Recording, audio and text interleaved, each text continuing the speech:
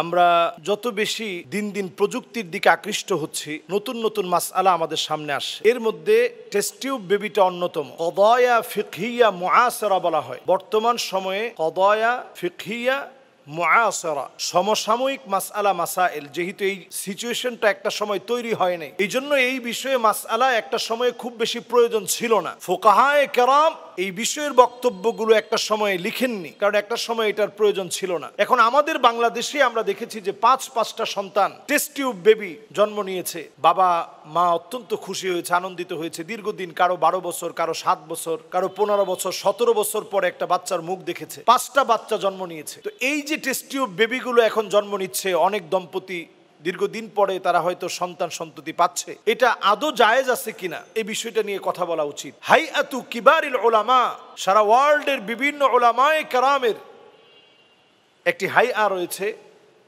Organisation আছে। সর্বসম্মতিক্রমে উলামায়ে কেরাম এক্ষেত্রে দুটি বক্তব্য দেন।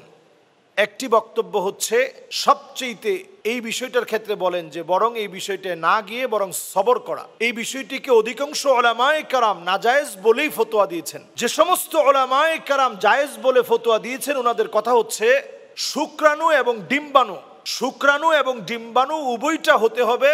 যেমন স্বামীর যে শুক্রাণুটা, স্বামীর পক্ষ থেকে শুক্রাণুটা হতে হবে। ডিম্বাণুটা সেটাও হতে হবে মায়ের পক্ষ থেকে, স্ত্রীর পক্ষ থেকে। যদি শুক্রাণু আর ডিম্বাণুকে স্বামী স্ত্রীর পক্ষ থেকে দেওয়ার পরে ফার্টিলাইজ করা হয় বিভিন্ন পদ্ধতিতে দীর্ঘ একটা মেয়াদে রেখে, আবার যদি মায়ের ডিম্বাণুতে যদি প্রবেশ করানো হয়, জরায়ুতে যদি প্রবেশ করানো হয়, সেইখান থেকে যদি প্রদত্ত সন্তানটা আসে, উলামায়ে কেরাম এটাকে জায়েজ বলেছেন। এরপরে আরো একটি পদ্ধতি হচ্ছে, প্রথম স্ত্রী হয়তো অক্ষম, দ্বিতীয় স্ত্রীর কাছে শুক্রাণু আর ডিম্বাণু নিয়ে দ্বিতীয় স্ত্রীর গর্ভাশয়ে এই সন্তানটাকে যদি বড় করা হয়, এই পদ্ধতিকেও অনেকে জায়েজ বলেছেন। কিন্তু এর পরেও ওভারঅল কথা হচ্ছে, যদি আপনাকে স্বামীর যদি শুক্রাণু নিতে হয়, তাহলে হস্তমৈথুন করে সেখান থেকে শুক্রাণুগুলো সংগ্রহ করতে হবে।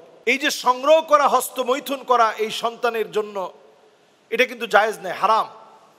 উলামায়ে কেরাম একটি বিষয়কে প্রাপ্তির জন্য এই হারাম কাজের দিকে আসাকে নাজায়েজ বলে মনে করেন। পরিশেষে যদি আমরা পুরো বিষয়টা নিয়ে আরেকটা বার ভাবি, আমরা দেখব টেস্ট টিউব বেবির নামে যেই সন্তানগুলো আমরা পাচ্ছি, অধিকাংশ ক্ষেত্রেই দেখা যাচ্ছে শুক্রাণু আর ডিম্বাণু কার কোত্থেকে আসছে এটা আমরা অনেকেই জানি না, এবং কোন বাচ্চাটা কার এই অধিকার সম্পর্কে আমরা জানি না। এক্ষেত্রে নবীজি সাল্লাল্লাহু আলাইহি ওয়াসাল্লামের একটি হাদিস আপনাদের জন্য পেশ করতে চাই। নবী করিম সাল্লাল্লাহু আলাইহি ওয়াসাল্লাম পরিষ্কার একটা হাদিসের মধ্যে বলেছেন যে, নবীজি সাল্লাল্লাহু আলাইহি ওয়াসাল্লাম একটি হাদিসের ভিতরে পরিষ্কার নবীজি সাল্লাল্লাহু আলাইহি ওয়াসাল্লাম বলেছেন, আমা ইন্নী লা আকুলু লাকুম ইল্লা মা সামি'তু রাসূলুল্লাহি সাল্লাল্লাহু আলাইহি ওয়াসাল্লাম ইয়াকুল ইয়াওমা হুনাইন ক্বালা লা ইয়াহিল্লু লিইমরিইন ইউমিনু বিল্লাহি ওয়াল ইয়াউমিল আখির আই ইয়াসকিয়া মাআহু যারআ গায়রিহি। নবীজি সাল্লাল্লাহু আলাইহি সাল্লামের এই হাদিসটা সুনান আবি দাউদের মধ্যে আসছে। নবীজি সাল্লাল্লাহু আলাইহি সাল্লাম বলেছেন যে একজনের বীর্য আরেকজনের জরায়ুতে দেওয়ার কোনো অধিকার নাই। একজনের বীর্য আরেকজনের জরায়ুতে দেওয়া হারাম। আপনার শুক্রাণুগুলো আপনি আরেকজনের জরায়ুতে দিবেন, হারাম, এটা জায়েজ নেই। নবীজি সাল্লাল্লাহু আলাইহি সাল্লাম পরিষ্কার এই হাদিসের মধ্যে নিয়ে কথা বলেছেন।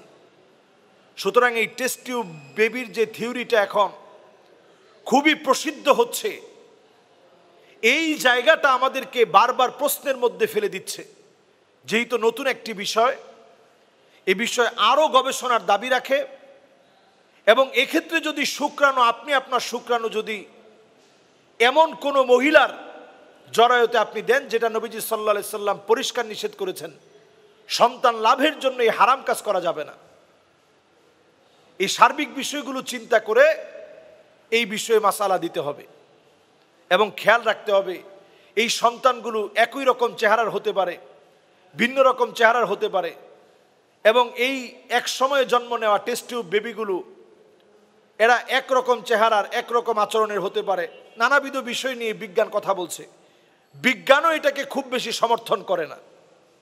এই জন্য এই ব্যাপারে আমাদেরকে আরেকটু সজাগ সচেতন হতে হবে, গবেষণা চালিয়ে যেতে হবে এবং হালাল যে পথ পন্থা আছে আল্লাহর কাছে বেশি বেশি চাওয়া। নবী ইব্রাহিম আলাইহিস সালাতু ওয়াস সালাম আল্লাহর কাছে চেয়েছেন, জাকারিয়া আলাইহিস সালাম আল্লাহর কাছে চেয়েছেন।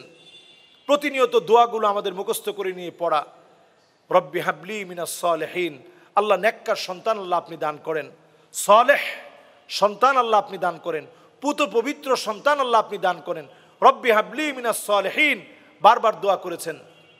আল্লাহ রাব্বুল আলামিন জানিয়ে দিয়েছেন, ফাবাশশারনাহু বিগুলামিন হালিম, আমি আল্লাহ তাকে গোলামে হালিম দান করে দিয়েছি। সুতরাং আল্লাহ রাব্বুল আলামিনের কাছে চাওয়াই হচ্ছে একমাত্র পাওয়ার মাধ্যম। আপনি টেস্ট টিউব বেবি নিলেন, এই সন্তান আদৌ আপনার কাজে লাগবে আমরা জানি না। সন্তান শুধু দুনিয়াতে আসলেই হয় না, সন্তান মানুষের মতো মানুষ হতে হয়। এজন্য আমরা শুধু সন্তান লাভের জন্য যা ইচ্ছা তাই করব না, বরং আল্লাহর কাছে প্রত্যাশা করব।